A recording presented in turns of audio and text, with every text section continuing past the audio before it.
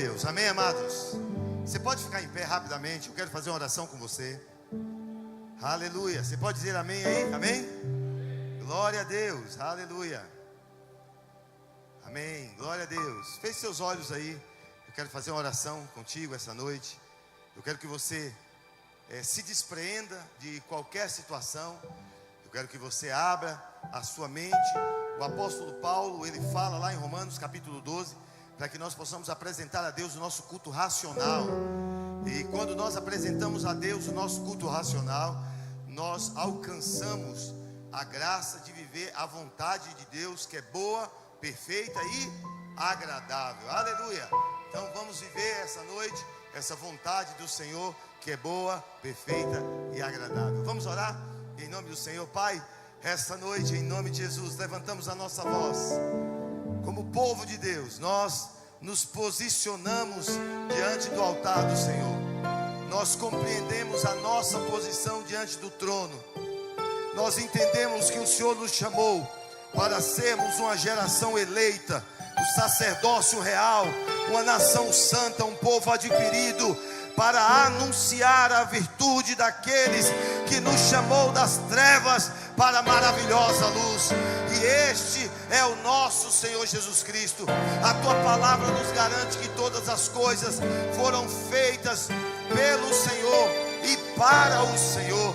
E esta noite nós estamos aqui, meu Deus, para adorar o nome santo de Jesus, aquele que vive, aquele que reina para todo sempre. Em nome do Senhor, esteja com nossas casas. Sim, meu Deus, agora esteja em nossos lares, com nossas famílias, com os nossos filhos, com a nossa esposa, o nosso esposo. Esteja, Senhor Deus, com o namorado, a namorada. Esteja com meu sogro, com a minha sogra, com os meus avós. Meu Deus, esteja com os meus vizinhos. Vá agora alcançando, em nome de Jesus, essa palavra que é viva e eficaz, que ela possa alcançar a vida dos meus vizinhos, a vida dos meus amigos, a vida daqueles, Senhor Deus, que de alguma forma passam pelas nossas vidas, que eles sejam alcançados pelo poder e pela graça do nosso Senhor.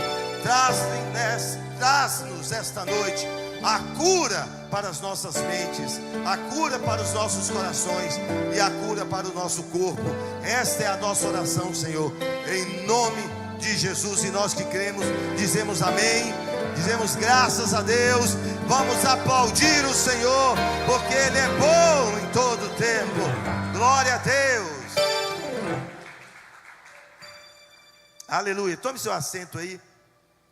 Se você me vê um pouco desanimado hoje, é porque eu não dormi de noite. Por isso que eu estou um pouco desanimado essa noite. Estou um pouco cansado. Estou sem dormir, não dormi. Ainda não consegui nem almoçar. Estou numa expectativa enorme de que tenha uma janta maravilhosa em casa essa noite. Aleluia. Deus vai prover, o Deus da provisão. Aleluia. Deus é bom e o diabo não presta. Amém? Amados, nós temos crescido na graça. E de fato aquilo que nos impressiona é saber que Deus tem escolhido um povo em meio a um povo. Se isso ficou um pouco difícil de você entender, eu vou falar novamente para que você possa compreender. Deus está escolhendo um povo do qual Ele vai salvar dentro da igreja. A Bíblia diz que não é todo mundo que diz Senhor, Senhor, que vai entrar no reino dos céus, mas aquele que faz a vontade do meu Pai que está nos céus. E fazer a vontade de Deus é fazer com que nós tenhamos uma vida mudada e transformada. É fazer com que o velho homem seja sepultado todos os dias. E eu já comecei agoniado. Já vamos tirar aqui o relógio. Vou logo tirar esse aqui também. Amém. Os que estão acompanhando um tempo aí já entenderam. E os que estão chegando agora vão aceitando aí, que vai dando agonia. Os negócios vão agoniando. Sabe, amados, viver uma vida debaixo da graça de Deus é viver uma vida de renúncia. É viver uma vida onde você abandona a natureza pecaminosa e você passa a viver uma vida santa, sagrada, separada, uma vida transformada em Deus. E é isso que nós temos aprendido nos últimos 9 semanas, que eu tenho trazido para você. E domingo eu deixei a mensagem, a 10ª mensagem, eu deixei para domingo. Domingo, aqueles que receberam a palavra durante as 10 semanas, receberão, eu sortearei aqui uma Bíblia, 2 Bíblias, pronto, 2 Bíblias, no valor de R$390 cada Bíblia. É uma Bíblia maravilhosa, é capa de couro, couro legítimo, costurada à mão, é linda, elas estão lá, até a capa que vem, o encadernamento da capa, a caixinha é de couro também, essa caixinha também é de couro. Então, aqueles que vieram às 9 semanas, já começa a dizer, é minha, é minha, é minha, em nome de Jesus, vou ganhar essa Bíblia aí, em nome do Senhor Jesus. São 2, uma da cor preta e outra da cor marrom, né? Que o nome não é mais marrom, agora tem um nome mais chique, para marrom, eu não sei como é que fala, mas para mim é marrom. Então, é linda a Bíblia, e eu espero que seja você o ganhador desta Bíblia, uma Bíblia maravilhosa, em nome de Jesus. E se você tiver a graça de orar pela minha vida, e Deus tocar o meu coração, eu vou trazer mais uma.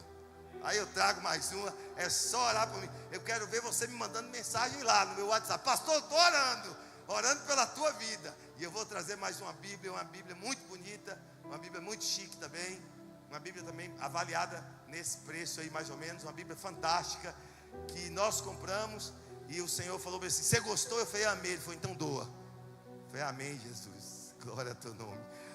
Aí comprei outra para poder doar aquela. Aí Deus falou, gostou agora da cor preta? Eu falei, amém. Ele falou, doa a cor preta também.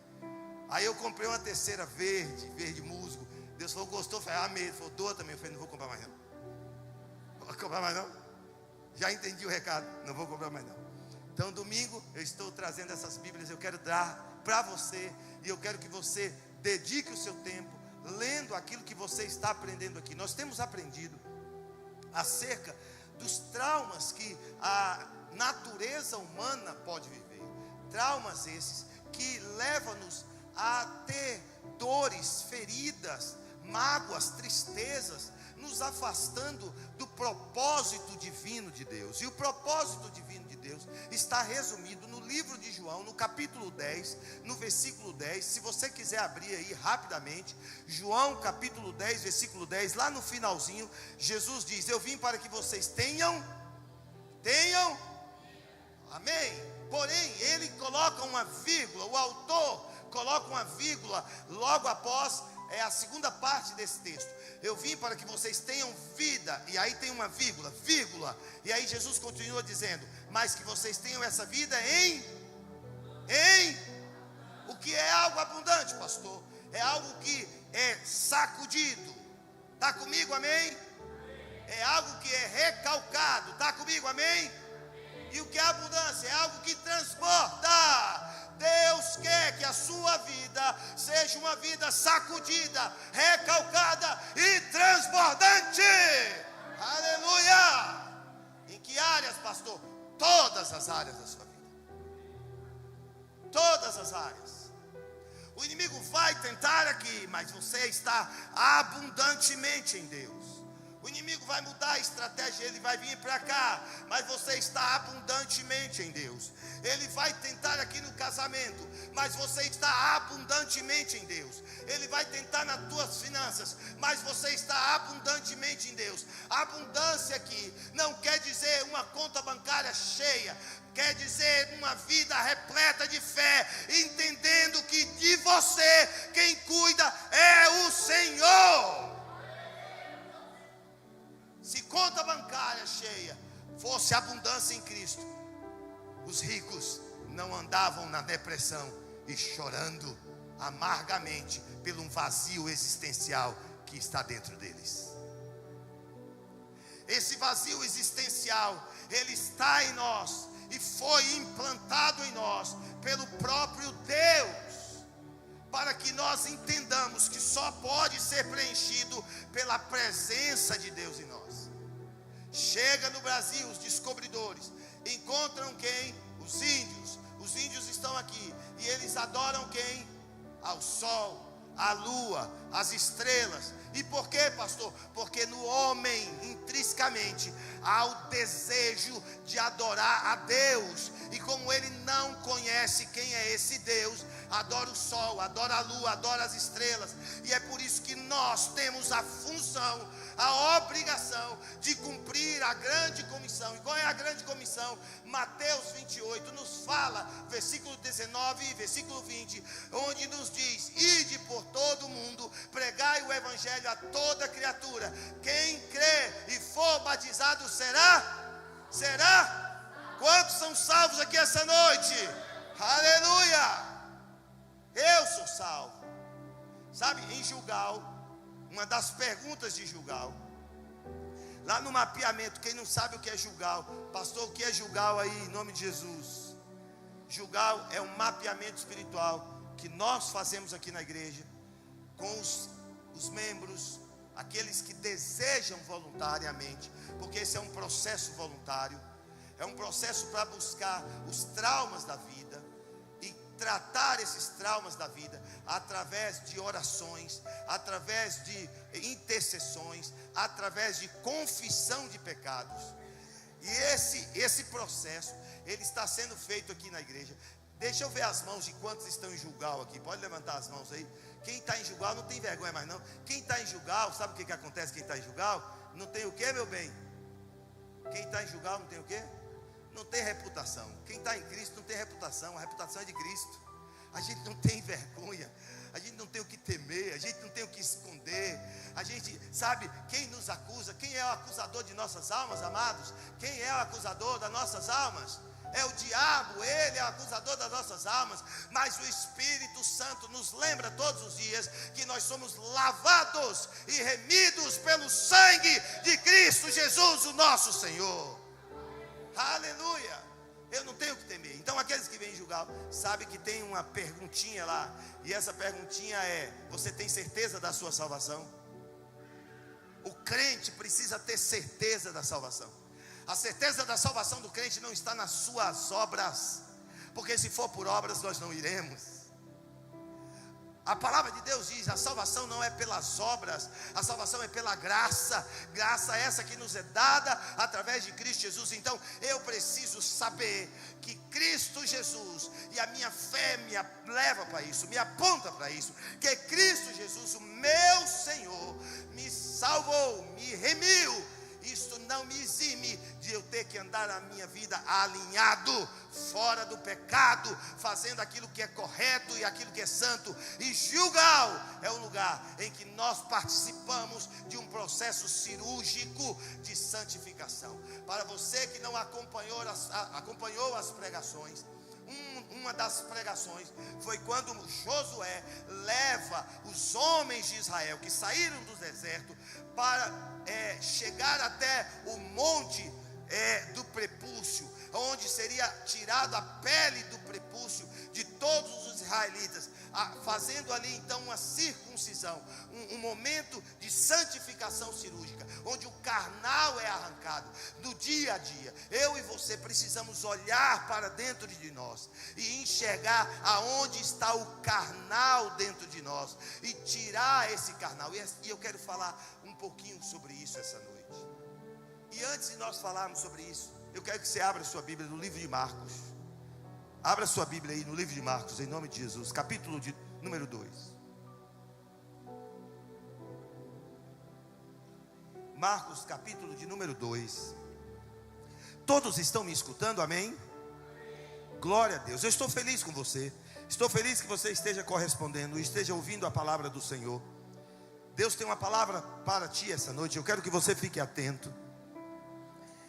E como eu disse para você, eu estou um pouco cansado, então eu vou procurar pregar rapidamente hoje. E aqueles que me conhecem, quando eu estou cansado assim, aí é que demora. Aleluia. Que eu fico mais elétrico. Vamos lá, olha o que diz aqui em Marcos capítulo 2. E alguns dias depois, diga assim, depois, diga mais forte, depois, entrou outra vez em Cafarnaum e soube-se que estava em casa. Aqui eu quero dar uma pausa. Eu quero que você entenda que aqueles que já estudaram português, lembra aqui que o sujeito é oculto. O que é o sujeito oculto? É quando você não identifica quem é o sujeito na frase ou na expressão. Aqui está dizendo que soube-se, alguém soube que Jesus estava em casa. E aqui não me importa qual era a casa que ele estava, o que me importa é a narrativa do texto bíblico. E logo se juntou tantos, que nem ainda nos lugares junto à porta cabiam, e anunciavam-lhes o quê? A palavra.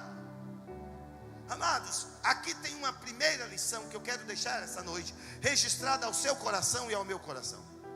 Crente, quando junta, ele vai falar de futebol. Crente, quando junta, ele vai falar do Paris Saint-Germain. Era Paris Saint-Germain? Não, né? Barcelona? A camisa que ele estava? Que seu menino estava? Pronto. A gente vai falar sobre churrasco?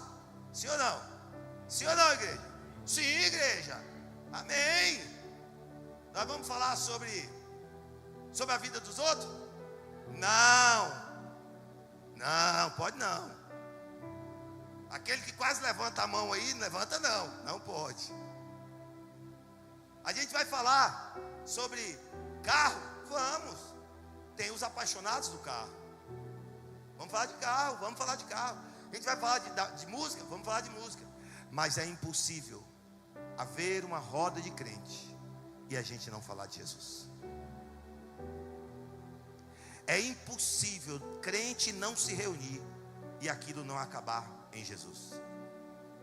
Se crente se reúne e não acaba em Jesus, tem alguma coisa errada. Aquela roda tem alguma coisa errada. A gente não tem para onde escapar, porque Cristo, Ele preenche o nosso ser. Cristo preenche a nossa essência. Quem éramos, sabe? Eu poderia passar o microfone aqui para cada um de vocês, e eu sei que o testemunho de vocês iria arrebentar a vida de cada um. Eu sei que o testemunho de vocês iria detonar com a vida de cada um. Eu sei que o testemunho de vocês iria impactar, impressionar a vida de cada um, porque muitos de nós aqui fizemos coisas terríveis, mas Cristo vem, olha para nós com graça, com misericórdia, e nos tira do mundo das trevas, do abismo, da força, do lamaçal, lá do pecado, e nos leva para o reino da sua maravilhosa graça, para viver algo pleno em Cristo Jesus. E como não falar desse amor? É impossível. Eu conheci a Bia. Levanta assim a mão, Bia. Eu conheci a Bia, posso falar onde? No posto de gasolina. Ela, eu não sei o nome que dá, mas ela trabalhava na pista do posto. Acho que é assim que fala. Se não for, ela vai me corrigir. Ela trabalhava ali, gerenciava alguma coisa assim, num posto de gasolina. Bia. Toda vez que eu parava para abastecer lá, era a Bia que encostava. Aí eu chegava para ela e falava: Jesus é bom. Jesus te ama. Jesus é isso, Jesus é aquilo, Jesus é aquilo outro. Um dia, estou eu aqui na igreja, a Bia entra na igreja, mas ela não sabia onde era a igreja que eu congregava. E Deus a traz para aquele lugar aonde Ele queria que ela crescesse na graça. E era um lugar aonde um cara, toda vez que abastecia, 2, 3, 4 vezes por semana, falava do amor de Cristo para Bia. Aí Bia sai de lá, aí entra um carinha, aí eu começo a falar para esse carinha também, e mando foto do carinha para Bia. Bia, você conhece esse aqui? Estou falando agora para ele. É impossível. Você não está no caixa da fila do banco e você não está aqui. Glória a Deus, aleluia. Eita, a conta está feia hoje, mas Deus é bom, vai resolver. Eita, está zero. Aí a mulher olha para você e fala: ô amor, zero é uma situação boa, está abaixo de zero. Pode, amados, eu nem sabia que conta bancária, quando eu era mais novo, podia ficar abaixo de zero, mas pode. É quando você fica devendo no banco, pode ficar abaixo de zero. Alguém já passou por isso? Levanta a mão, deixa eu levantar a mão e o pé, que eu não consigo levantar os dois pés. Sabe, mas você está ali sorrindo. Sabe, tem pessoas aqui dentro dessa igreja que a casa está caindo, aí vem aqui para julgar: pastor, como é que está a coisa? A casa está caindo, a coisa está feia, o negócio não está legal. E que sorriso é esse? É Jesus, pastor. Eu não tenho como não sorrir em saber que mesmo dizendo que as coisas não estão boas. Eu sou salva em Cristo Jesus. Sabe, a Bíblia diz que esses caras aqui, eles entenderam que Jesus tinha chegado naquele lugar, e eles foram para lá, porque Jesus estava anunciando a palavra. Aleluia! A palavra cura, a palavra liberta, a palavra salva, a palavra vivifica, a palavra transforma, a palavra leva vida aos mortos. Aleluia! E aí, verso 3: e vieram ter com ele, conduzindo um, aleluia, um paralítico, trazido por 4. Tem versões que diz 4 homens, a minha diz trazido por 4. E não podendo aproximar-se dele por causa da multidão, descobriram o telhado onde estava, e fazendo um buraco, baixaram o leito em que jazia o paralítico. E Jesus, vendo a fé de quem? Dele ou deles? Deles. Disse ao paralítico: filho, perdoado estão os teus. Vamos parar um pouquinho. Para que a gente possa entender esse contexto, a gente precisa voltar um pouquinho aqui. E eu quero chamar a atenção para vocês, começando do capítulo 1, do versículo 14 até o versículo 20. Do capítulo 1, versículo 14 até o versículo 20. Capítulo 1, versículo 14 até o versículo 20. Acontece algo extraordinário. Jesus chama os discípulos. Aqui é o momento de convocação. Aqui há um momento de chamado. Aqui há um momento de aceitação. Eu preciso que você entenda essas 3 palavras, porque essas 3 palavras, elas farão total diferença na vida daqueles que são discípulos do Senhor. A gente precisa entender que nós somos convocados. Ei, diga assim: eu sou convocado.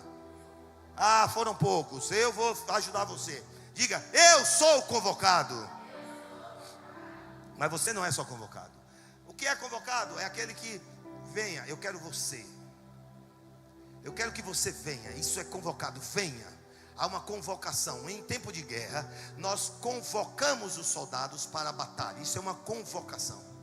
Quando você é convocado, você vai ser preparado para o seu chamado. A segunda coisa que nós, como cristãos, precisamos entender, que após a nossa convocação, nós precisamos saber qual é o nosso chamado. Sabe por que existe tantos crentes perdidos dentro da igreja? Porque ainda não sabem qual é o seu chamado.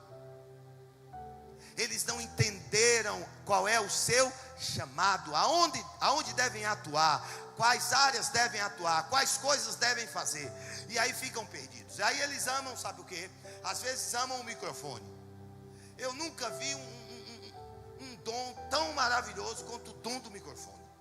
O dom do microfone é algo fantástico. Quanto maior a igreja, mais as pessoas querem o dom do microfone. Elas amam o dom do microfone. E muitas vezes a gente tem que entender que o nosso chamado nunca passará pelo microfone.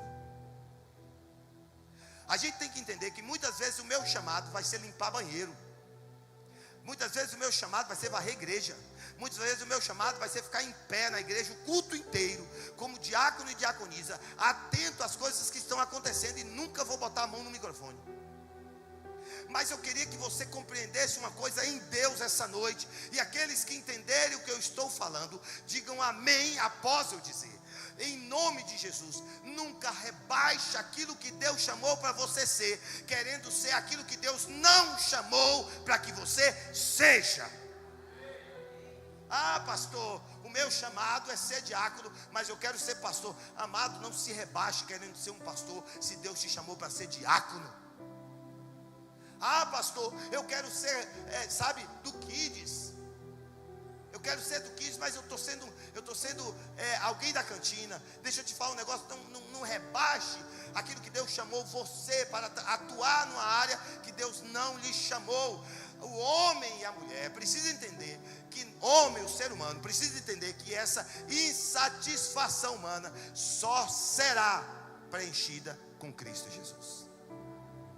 Por isso que vemos homens e mulheres pulando de namoro em namoro, de relacionamento em relacionamento, de sexo em sexo, de cama em cama, e nunca estarão preenchidos, porque o que preenche o vazio humano não é relacionamentos, cargos ou funções, mas sim Cristo Jesus, o Senhor.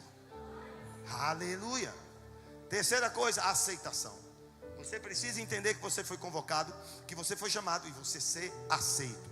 Sabe, lá nos versículos de número 21 até o versículo 28, Jesus, ele vai para Cafarnaum, é um dia de sábado, e ele começa a ensinar no sábado, e fala com autoridade. E sabe, o sábado aqui tem uma importância enorme, e eu quero falar sobre isso rapidamente. Sabe, amados, eu não quero falar sobre o sábado de Êxodo, capítulo 20.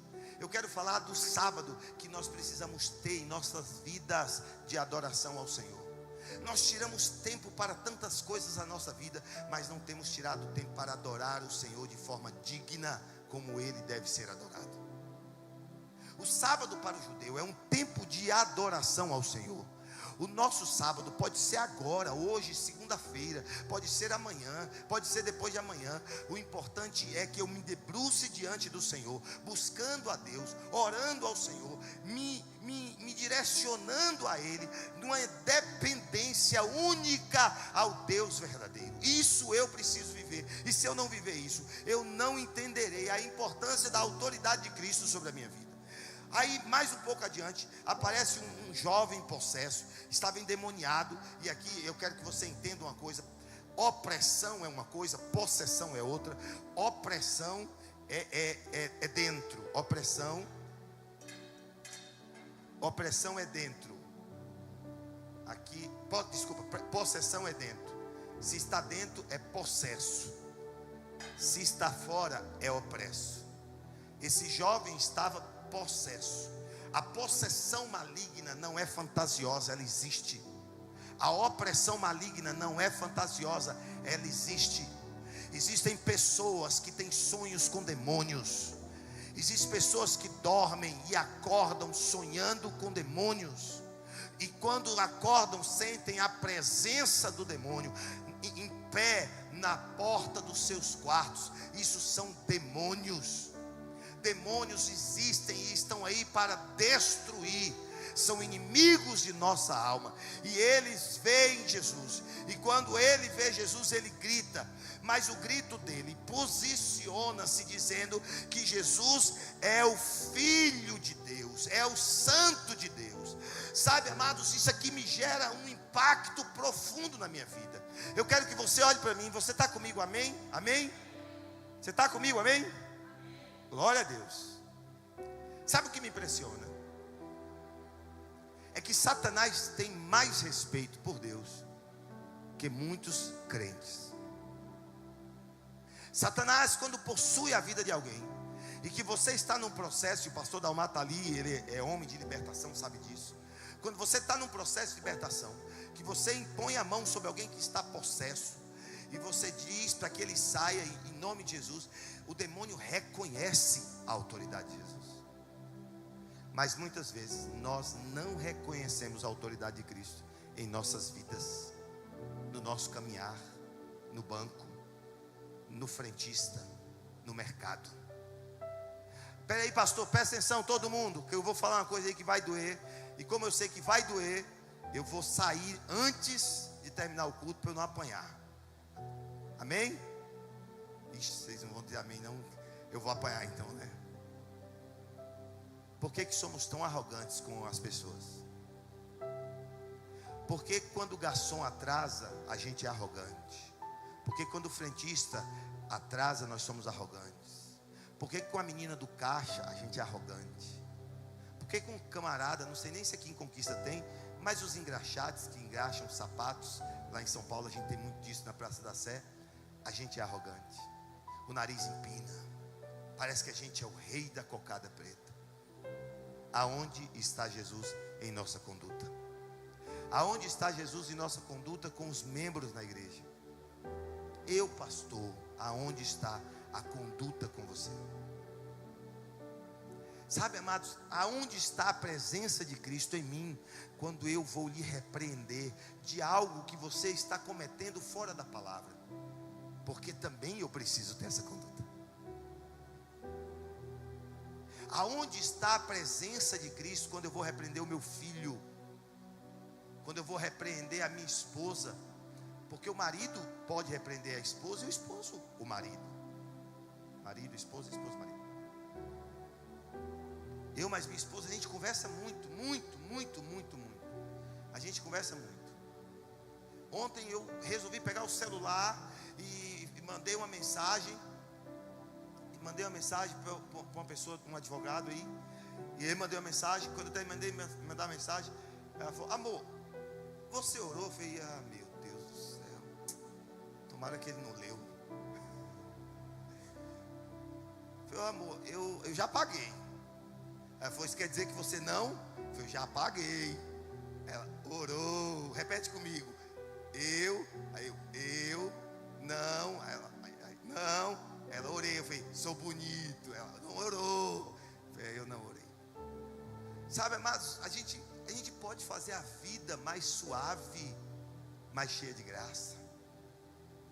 Jesus, quando vinha alguém endemoniado, ele não ficava: você veio de onde? Está fazendo o quê? Cai, rola, baba, bota a mão para trás. Amados, para que isso? Para envergonhar a pessoa, colocar a pessoa lá, sabe, em que situação? Não, sai em nome de Jesus, ponto, acabou. Levanta, vem e adora. Levanta, vem e participa do culto. Parece que a gente quer ser intitulado como poderoso. Nossa, aquele pastor é o poderoso, expulsa os demônios, ele até amarra os demônios, bota o demônio numa algema invisível. Amados, não é isso que Jesus nos ensinou, não é isso que está na palavra, não é isso que a palavra nos ensina. A gente tem que entender que evangelho é a gente ser cortado de alto a baixo. Sabe, quanto mais a cruz me rasgar, mais eu terei do Espírito Santo. Quanto mais a cruz me dilacerar, mais eu terei do Espírito Santo, mais eu serei semelhante a Jesus. E o demônio reconhece isso. Aí Jesus vai para a casa de Pedrão. Chega lá na casa de Pedro, a sogra de Pedro, doente. Alguns irmãos iam falar: deixa morrer, é sogra, vamos deixar morrer. Jesus falou bem assim: ó, vamos converter esse camarada aqui, que esse não está pronto ainda não. Jesus põe a mão, curou. Sabe o que ela faz? Sabe o que ela faz? Ela levanta e vai servir Jesus. Ela levanta e vai servir. Há um texto na Bíblia que diz assim: maior é aquele que serve do que aquele que é servido. Aquela mulher é curada de uma febre de 40 graus, e ela levanta e vai servir Jesus. Jesus, deixa eu fazer a comida, deixa eu preparar. Tem homem demais aqui nessa cozinha, está uma bagunça. Esses homens, amada, homem demais na cozinha é um negócio que não dá certo. Dá, irmã? Fala a verdade, não dá. Homem só dá certo à beira da churrasqueira. Aí você riu, né, Wallace? Aí o sorriso chegou a pegar de uma orelha a outra. Estou contigo, sabe? Mas ela olhou e falou: não, isso aqui está fazendo uma bagunça na minha casa. Sai chispa. Sai Pedro, sai Tiago, sai Felipe, sai Marcos, sai João. Aí, pensa que legal. A mulher com a autoridade de mandar os discípulos de Cristo tudo embora. Some. Eu vou cozinhar e servir para o meu Senhor. Aleluia. Aleluia. Cristianismo é servir ao próximo. Se você não está servindo, você não está sendo cristão. Pastor, que palavra dura é essa? Não, é isso mesmo. Cristianismo é servir ao próximo. Cristianismo não é você pegar, bateu na porta de casa, aí você abre, aí alguém pedindo comida, aí você vai lá no seu armário, na sua despensa, e você pega o quê? Um pão daquele que tem 15 dias que está lá no armário, que se jogar na testa do pastor, o pastor dá traumatismo craniano. Você está rindo, né? Eu vi você rindo, mas é verdade. Se joga na testa do pastor, dá o quê? Traumatismo craniano. Aí você leva o pão, às vezes até embolorado. Aí você fala: fiz a obra de Deus. Que obra? Cristianismo é rasgar o coração, dilacerar o coração, é partir o que você tem. Sabe, Ananias e Safira morreram aos pés de Pedro. E por que morreram aos pés de Pedro? Porque eles mentiram para o Espírito Santo. Não foi porque eles deixaram de dar. Ah não, pastor, a Bíblia está dizendo que eles falaram que eles iam dar, e aí eles não deram, aí por isso eles morreram. Não, eles morreram, não foi por causa disso, eles morreram por causa da mentira. Eles mentiram para o Espírito Santo, eles venderam a propriedade, pegou 1 milhão de denários, aí chegou lá para Pedro e falou assim: a gente vendeu, só conseguiu 500 mil, enganando o Espírito Santo. Cristianismo não engana Espírito Santo. Cristianismo é você botar a mão no enfermo, ele levantar, e quando ele levanta, ele vai servir, mas às vezes ele está com fome, é você que vai ter que servir. É você que talvez tenha que ir lá fazer a sopa, sabe? Talvez você tenha que ir lá arrumar a casa. Irmão, não sei se você está entendendo o que eu estou dizendo. Cristianismo é você saber que a irmã da igreja está doente, e que o marido é um atrapalhado. Ô irmãos, desculpa, eu estou falando por mim, estou tirando por mim. Eu sou um atrapalhado, eu não sei fazer nada em casa. Então, se minha esposa adoecesse, eu ia precisar de ajuda, ou pagando alguém de fora, ou a ajuda da irmã Rita, que é parente nossa, ou da Dani, ou de alguém mais próximo, para ir lá em casa, me ajudar minha esposa, porque ia virar uma bagunça. E cristianismo é alguém perceber que o meu chinelo havaiana, ele está com prego, e está furado.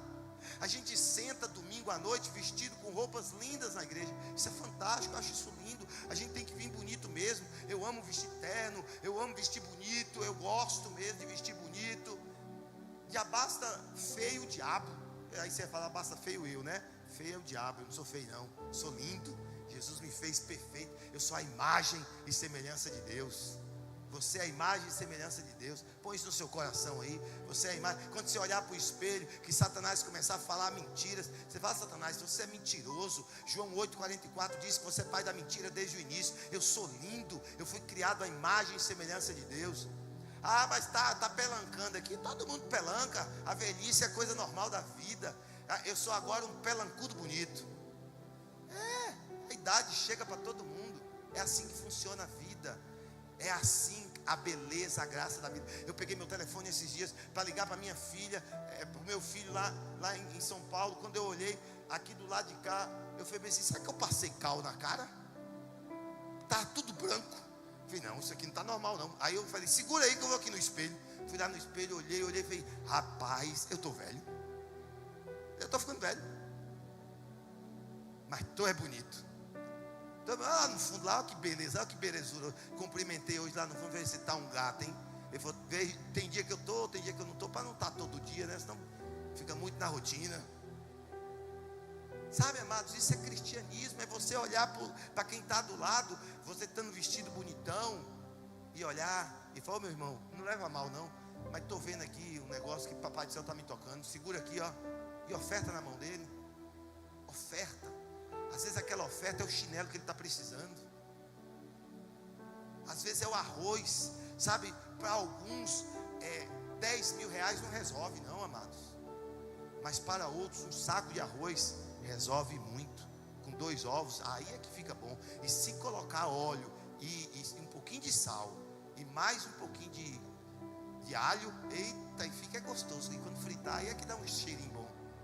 Cristianismo é isso, amados. Qual é o cristianismo que nós estamos vivendo? O que você está oferecendo? Não para a tua igreja, mas para Deus. Essa mulher levanta. E levanta para quê? Para ofertar ao Senhor o quê? A cura dela. Estou curada. Ops, estou curada. Quantos aqui são curados? Estou curada, estou curada. Já posso servir, já posso preparar o almoço, a janta. E ela levanta. E o texto continua, e há outras coisas, e eu não vou ter tempo de falar de outras coisas. Então nós entramos em Cafarnaum de novo. Jesus sai e ele volta para Cafarnaum. E ele entra para uma casa para descansar. Ele chega lá, numa casa, e ele vai descansar. Só que quem estava ali não permite o descanso dele, porque eles estavam doentes. Amados, a doença física, ela destrói a pessoa, mas a doença da mente acaba com a pessoa. As doenças psicossomáticas, elas destroem o indivíduo. Não sei quantos aqui já tiveram a síndrome do pânico, ou a síndrome da ansiedade. A síndrome da ansiedade, o coração começa a palpitar, como diz as crianças aqui no fundo, começa a palpitar. Você acha que você vai morrer, você começa a sentir falta de ar, você acha que você vai morrer. E sabe, Jesus estava ali para levar uma palavra de cura para essas pessoas. E as pessoas carentes começam, carente não de dinheiro, de finanças, mas carente de uma palavra, carente de uma cura, carente de uma direção. Por isso que a igreja, ela precisa ser a luz para este mundo, ela precisa ser a direção para esse mundo. A igreja não pode ser a vergonha que ela está sendo, ela tem que ser a direção para o mundo, direcionar as pessoas para o caminho da salvação. E então Jesus estava ali e começou a aglutinar a gente, aquele monte de pessoa, e Jesus apertadinho, a casa ali, Jesus falava do evangelho. Aí eu começo a pensar que um dos amigos chegou e disse assim: Gil, vamos ali, velho. Eu nem sei se eles falavam velho naquela época. Vou mudar. Gil, vamos ali, cara. Também não sei se falava cara. Vamos mudar. Gil, vamos ali, meu brother. Aí foram. Talvez brother eles falavam. Vamos ali, meu brother. Vamos aonde? Vamos ali. Aonde, moço? Vamos ali. Netão. Que foi? Vamos ali. Beleza, vamos lá. David, vamos ali? Aí juntou nós 4. A gente vai aonde? Nós vamos na casa do Antônio. Fazer o que lá? Trazer o Antônio. Para quê? Porque nós ouvimos dizer que Jesus está em Cafarnaum. Ele está fazendo o que aqui? Eu não sei o que ele está fazendo, mas eu sei o que ele vai fazer. Eu não me importo com o que ele está fazendo, eu me importo com o que ele vai fazer. Sabe, não se preocupe com o que ele está fazendo agora. Eu quero que você coloque na tua cabeça que o que ele vai fazer na tua casa, o que ele vai fazer na tua família, a graça e a prosperidade que está sendo derramada essa noite sobre você, é uma bênção sem medida, é uma bênção sacudida, recalcada, transbordante. É um Deus que neste momento ele para o universo para poder ouvir as nossas orações e em nosso favor vinha o nosso socorro. Aleluias, aleluia. E aí juntou eu, Gil, Neto, David, e a gente pegou o Antônio, botamos aqui na cama, levantamos a cama, e aí a gente foi e chegou na porta. E agora? Não tem como passar. Não dá para passar na porta, porque havia gente demais. Não dá para passar, não dá. Sabe, mas o que eu gosto são os amigos loucos por Cristo. Tem um texto na Bíblia, eu vou ver se eu encontro aqui rapidamente. Tem um texto na Bíblia,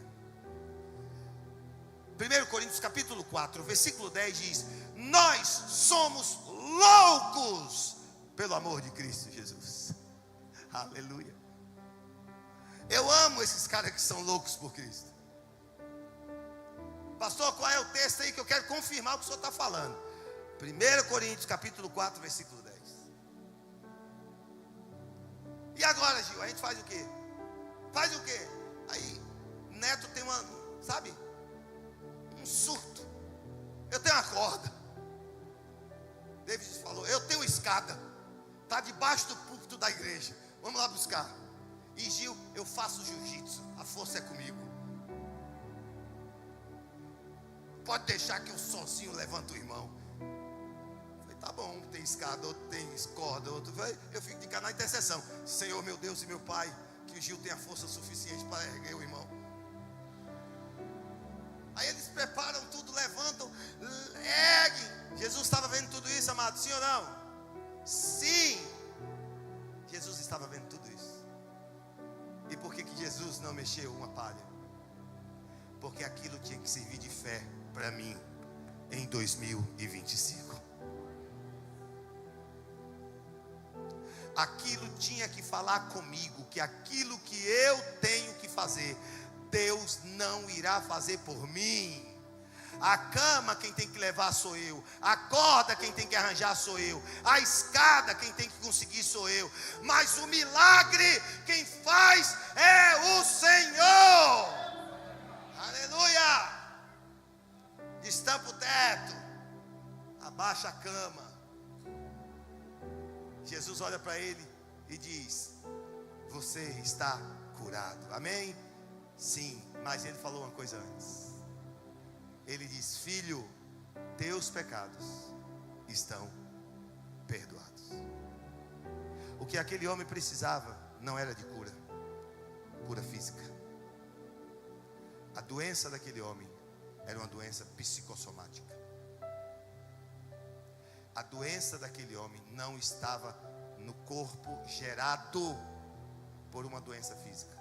Estava no corpo gerado por falta de perdão. Isso está na Bíblia. É só você ler.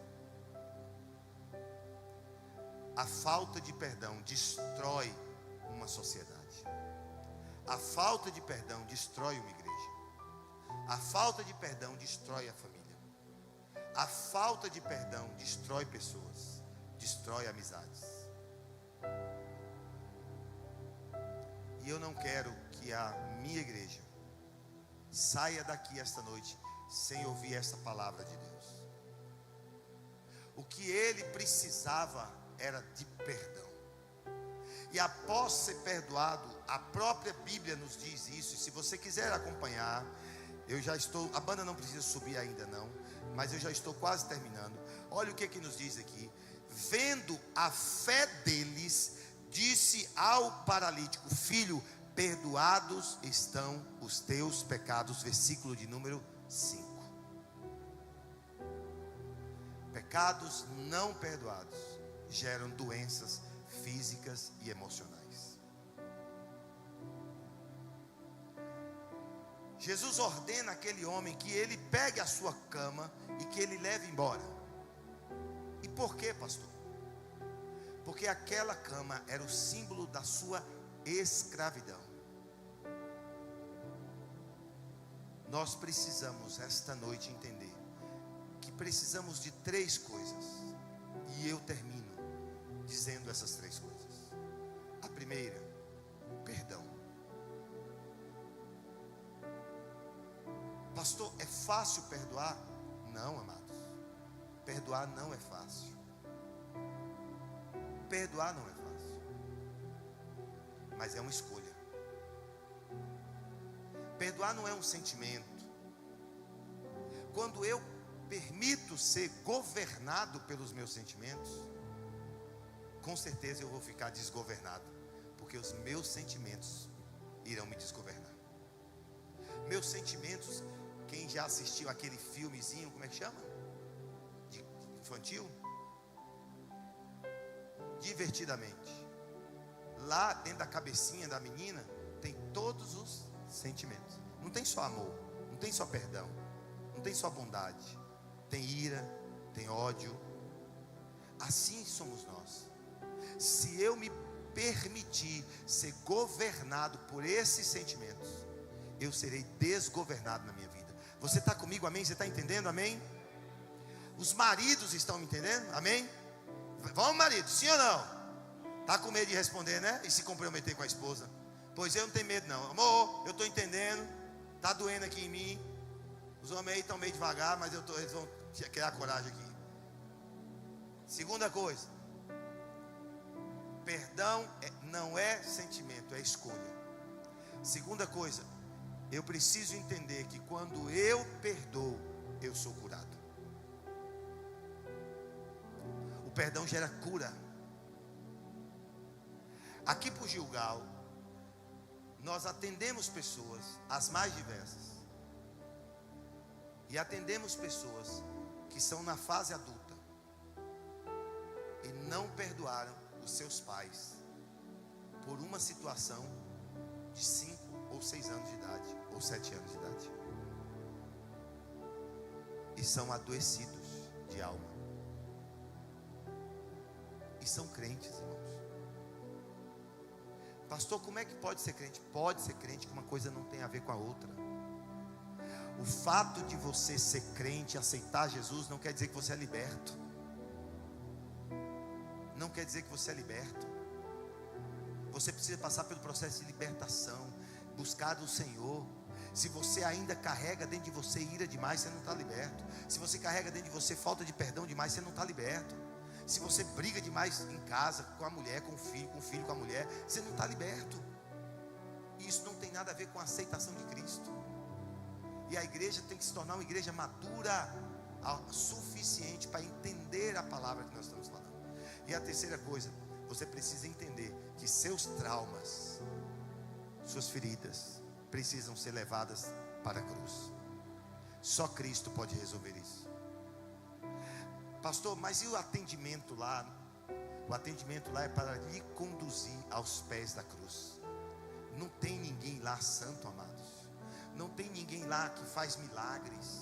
Tem pessoas lá que te ajudam a chegar aos pés de Cristo.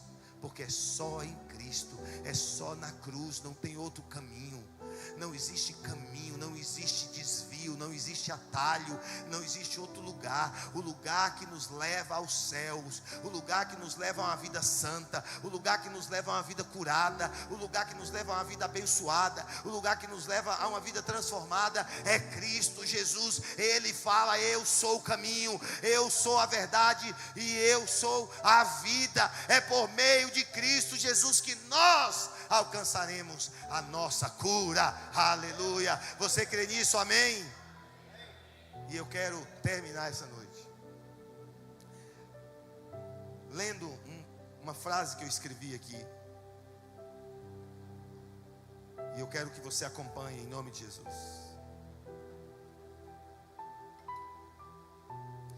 Sabe, muitas vezes nós olhamos para esse homem e não imaginamos o que aconteceu com ele. Jesus manda ele para casa. Jesus mandou quem para casa? Esse paralítico.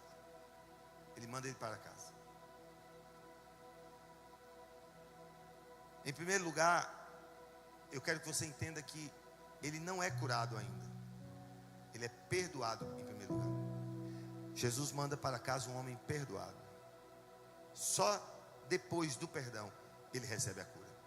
Então Jesus manda para casa um homem perdoado e um homem curado.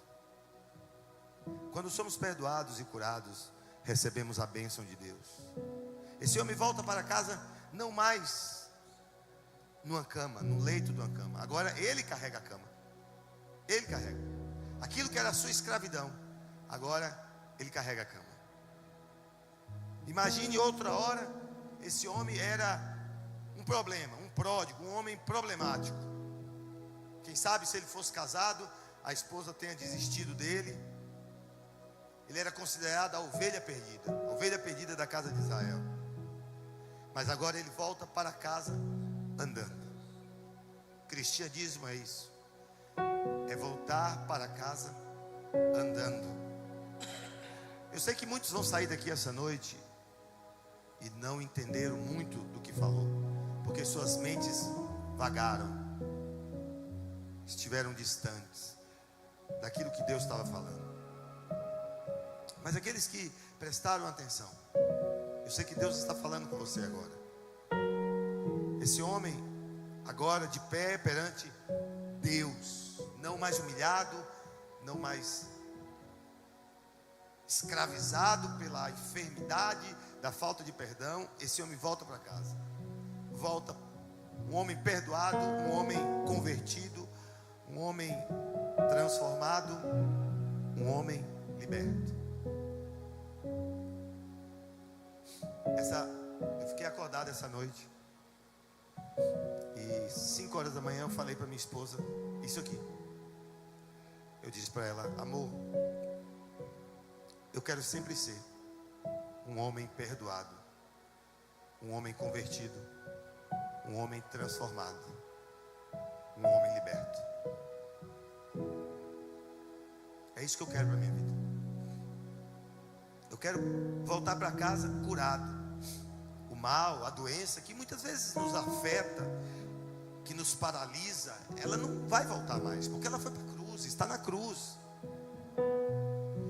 E quando eu queria falar com homens agora especificamente, principalmente aos maridos.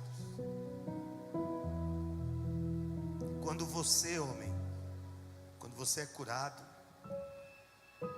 quando o mal, a doença já não faz mais parte da sua vida, quando você é perdoado, quando você é convertido, quando você é liberto,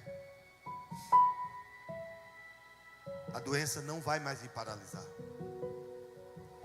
E sabe o que você será, homem? Eu queria pedir uma gentileza. Os homens, fiquem de pé. Eu não tenho esse hábito, mas eu estou sentindo de Deus de falar isso para você. E você de pé, fica de pé também, meu amado, por favor. Sabe o que Deus está falando? A cura acontecendo em sua vida. Você será uma somatória na tua casa. Não mais subtrair, mas somar. Você será o melhor homem, o melhor pai, o melhor marido, o melhor amigo, o melhor empregado, o melhor patrão. Você será o melhor membro da igreja. Porque o Senhor está falando agora essa noite para você. E eu estou dizendo para você: volta para a tua casa, porque você é perdoado, você é convertido, você é transformado, você é liberto. Você vai voltar para a sua casa essa noite como um homem curado. O mal e a doença não mais paralisarão a você. Não existe mais. Você vai somar no ambiente que você estiver. Eu profetizo isso em tua vida, em nome de Jesus. Aleluia. Pode sentar, meu amado. E você, mulher, fica de pé agora. Para você, todas as mulheres, Deus está falando para você essa noite.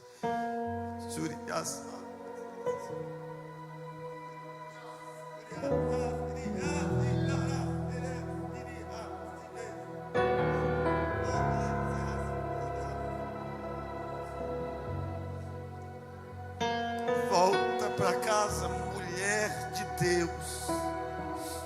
Volta para casa como uma mulher obediente, uma mulher submissa ao Senhor Jesus. Levanta agora, pegue os traumas, as dores, as feridas e volte para casa, porque você está lançando tudo na cruz do Calvário. Volta para casa, porque tu és mulher transformada. Não é mais uma mulher como antes. Você agora é uma mulher nova e renovada, vivendo no agir e no mover de Deus sobre a tua vida. Eu profetizo um tempo novo do Senhor. Aleluia. E toda a igreja de pé, toda a igreja de pé. Eu termino dizendo: essa noite o Senhor vai nos ensinar a lidar com isso. Vamos voltar para casa sem rancores, sem mágoas, sem dores, sem tristezas, porque o Senhor está entre nós. O seu amor e a sua graça nos acolheu. Essa noite está na cruz. Está na cruz. Senhor, eu fui tão humilhada. Senhor, eu fui tão humilhada, tão humilhada, tão humilhada. Sabe, talvez tenha alguém entre nós aqui essa noite que esteja dizendo: pastor, eu fui tão humilhada, pastor, eu fui tão humilhada, eu fui tão humilhado. E o que eu faço agora? Você vai pegar isso e colocar na cruz de Cristo.